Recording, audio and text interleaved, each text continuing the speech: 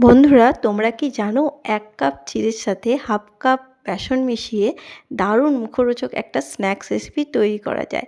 আর এই রেসিপিটা তুমি যাকেই খাওয়াবে সে কিন্তু তোমার প্রশংসা করতে বাধ্য হবে। চায়ের পাশেই হোক বা শুধু মুখেই হোক, খেতে কিন্তু দুর্দান্ত হয়। চলো দেরি না করে দেখে নিই। দেখো, রেসিপিটা তৈরি করার জন্য প্রথমে একটা পাত্রের মধ্যে আমি নিয়ে নিচ্ছি ১ কাপ চিড়ে। চিড়েটাকে কিন্তু ভালোভাবে ধুয়ে পরিষ্কার করে নেব। চিড়ের মধ্যে অনেক নোংরা থাকে, সেটাকে কিন্তু অবশ্যই ধুয়ে পরিষ্কার করে নিতে হবে। তো আমি ৩ থেকে ৪ বার জল পাল্টে পাল্টে ধুয়ে পরিষ্কার করে নিচ্ছি। দেখো, আমি কিন্তু ধুয়ে পরিষ্কার করে নিয়েছি আর জলটাকে কিন্তু ভালোভাবে ঝরিয়ে নিয়েছি। দেখতেই পাচ্ছ, খুব সুন্দরভাবে কিন্তু আমি পরিষ্কার করে নিয়েছি। এরপর এর মধ্যে আমি দিয়ে দিচ্ছি 1/2 কাপ মতন বেসন। ১ কাপ চিড়ের সাথে আমি 1/2 কাপ বেসন দিয়ে দিয়েছি। আর দিয়ে দিচ্ছি এখানে দেখো 1/4 কাপ সুজি। এই সুজিটা দেওয়ার কারণে কিন্তু খুবই মুচমুচে তৈরি হবে। তো অবশ্যই কিন্তু সুজিটা দেওয়ার চেষ্টা করবে। আর দিয়ে দিচ্ছি 1/2 কাপেরও কম, মানে 1/4 কাপ মতন জল। খুব বেশি জল কিন্তু একদমই দেবে না। যে পরিমাণগুলো আমি দেখালাম সেই পরিমাণে কিন্তু সমস্ত উপকরণগুলো দেওয়ার চেষ্টা করবে।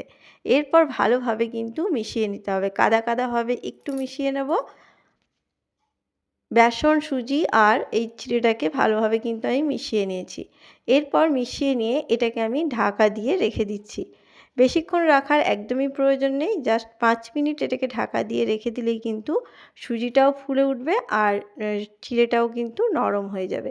তো চলো, এটাকে কিন্তু আমি ঢাকা দিয়ে রেখে দিচ্ছি।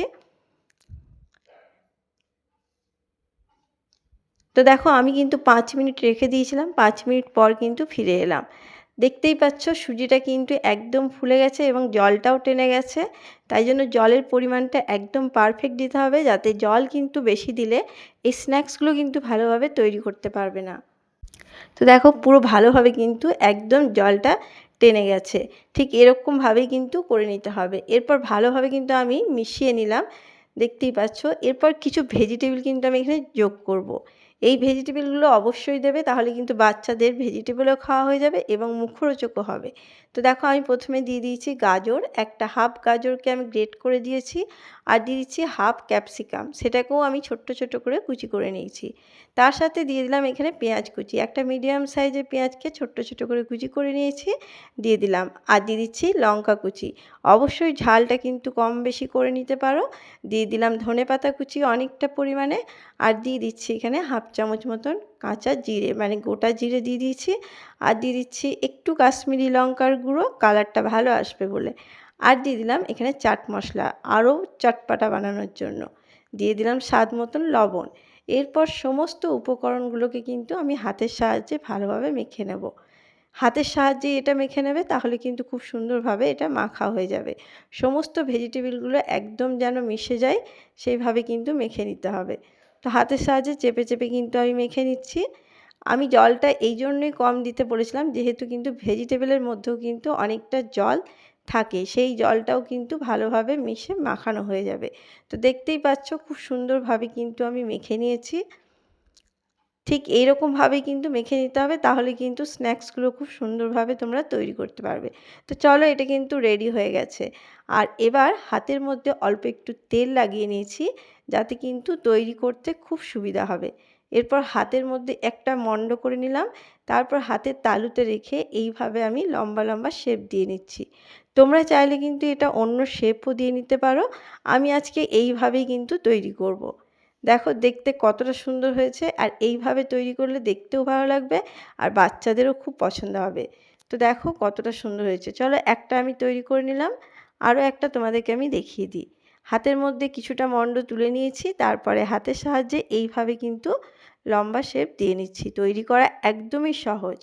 তোমরা চাইলে অন্য শেপও দিয়ে নিতে পারো, গোল শেপও দিয়ে নিতে পারো, কোনো অসুবিধা নেই। তো দেখো, এইভাবে কিন্তু ঝটপট তৈরি করা যাবে। এরকমভাবে করলে কিন্তু খুব বেশি সময়ও লাগবে না। চা তৈরি হতে হতেই কিন্তু তোমরা স্ন্যাক্সগুলোকে তৈরি করে নিতে পারবে। এটা এতটাই সহজ রেসিপি। তো দেখো, আমার কিন্তু পুরো রেডি হয়ে গেছে। আরও কিন্তু আছে, এগুলো আমি তোমাদেরকে দেখাচ্ছি। আরও কিছুটা কিন্তু আমার তৈরি হয়ে গেছে। তো এইদিকে দেখো, গ্যাসের মধ্যে কিন্তু তেল আমি গরম করে নিয়েছিলাম। তেলটাকে অবশ্যই ভালোভাবে গরম করে নেবে আর গ্যাসের আঁচকে মিডিয়ামে রেখে কিন্তু এগুলোকে ভেজে নিতে হবে। কম আঁচে ভাজলে কিন্তু এগুলো অনেকটাই কিন্তু তেলের মধ্যে ছড়িয়ে পড়বে। তো দেখো আমি কিন্তু গ্যাসের আঁচকে মিডিয়ামে রেখে দিয়ে এইগুলোকে একটু ভেজে নেব। প্রথম দিকে কিন্তু একদমই হাত দেবে না, এগুলোকে একটু সেট হতে দিতে হবে। ততক্ষণ কিন্তু একটু সময় নিয়ে রেখে দেবে। প্রায় 2 মিনিট মতন রেখে দিলে কিন্তু এটা হয়ে যাবে। 2 মিনিট পর এটাকে উল্টে পাল্টে লাল লাল করে ভেজে নিলেই কিন্তু হয়ে যাবে। এগুলো ভাজতে একদমই সময় লাগবে না বন্ধুরা, আর খেতে এতটা সুন্দর হয়, একবার শুধু এইভাবে তৈরি করে দেখো।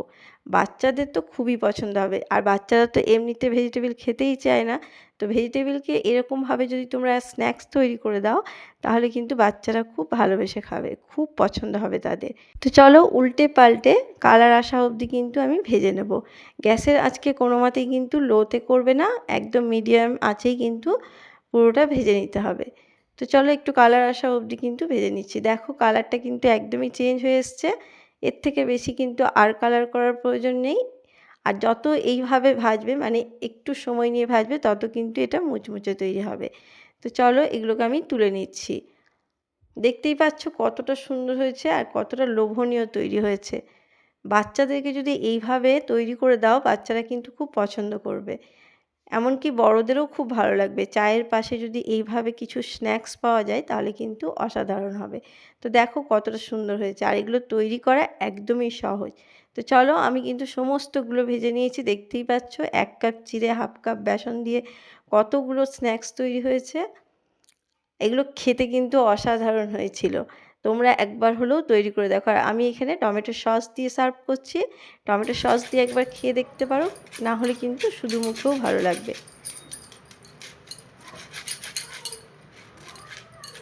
তো আওয়াজ শুনে বুঝতেই পারছো যে কতটা মুচমুচে তৈরি হয়েছে। ওপরটা একদম ক্রিস্পি তৈরি হয়েছে। চলো তোমাদেরকে একটা ভেঙেও দেখাচ্ছি।